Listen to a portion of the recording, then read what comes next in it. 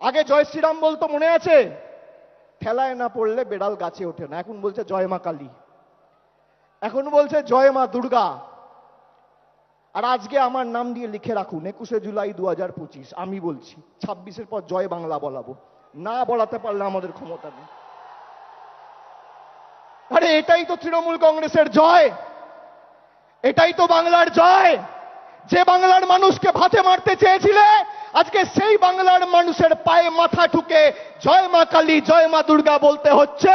এটাই বাংলার 12 কোটি কৃষক, শ্রমিক, যুবক যুবতীদের জয়, তপশিলির জয়, আদিবাসীর জয়, জনজাতির জয়, কৃষকের জয়, শ্রমিকের জয়, বাংলার কৃষ্টির জয়, ঐতিহ্যের জয়, সংস্কৃতির জয়।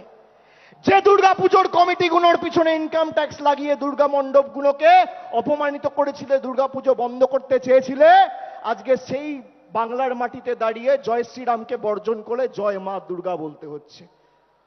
আর 10 মাস তারপর জয় বাংলা বলবে। আপনারা সবাই ঐক্যবদ্ধ তো? আপনারা বলুন, যে বাংলা ভারতবর্ষকে স্বাধীনতা সংগ্রামে পথ দেখিয়েছে, নবজাগরণে পথ দেখিয়েছে, আমাদের কবি সাহিত্যিক কবিগুরু রবীন্দ্রনাথ ঠাকুর, বঙ্কিমচন্দ্র চট্টোপাধ্যায়, যারা ভারতবর্ষের আত্মাকে শব্দের মাধ্যমে, সাহিত্যের মাধ্যমে, কবিতার মাধ্যমে রূপ দিয়েছেন, যে বাংলার বিপ্লবীরা রাসবিহারী বসু থেকে শুরু করে বাঘা যতীন, ক্ষুদিরাম বসু, যারা শুধুমাত্র বাংলা নয় গোটা উপমহাদেশে আন্দোলনের প্রদীপ জ্বালিয়ে ভারতবর্ষের দৃষ্টান্ত স্থাপন করেছে, তারা যে ভাষায় কথা বলে সেই ভাষায় অপমান। 2021-এর আগে বলেছিলাম খেলা হবে, এবার বলছি পদ্মফুল উপড়ে ফেলা হবে, পদ্মফুল উপড়ে ফেলা হবে।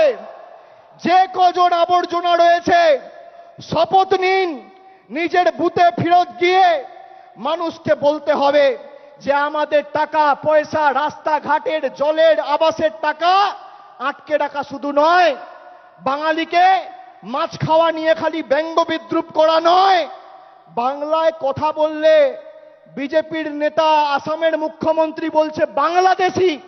আজকে বলুন প্রায় 15 দিন হয়েছে এই বিজেপির নেতারা দিল্লির দায়িত্বে, দেশের দায়িত্বে, যারা দলের দায়িত্বে রয়েছে, প্রধানমন্ত্রী থেকে শুরু করে স্বরাষ্ট্রমন্ত্রী, বিজেপির সর্বভারতীয় সভাপতি, কি ব্যবস্থায় হিমন্ত বিশ্ব শর্মার এগেনস্টে নিয়েছে। একজন নির্বাচিত মুখ্যমন্ত্রী তিনি পদে বসে বলছেন বাড়িতে বাংলায় কথা বললে বাংলাদেশি।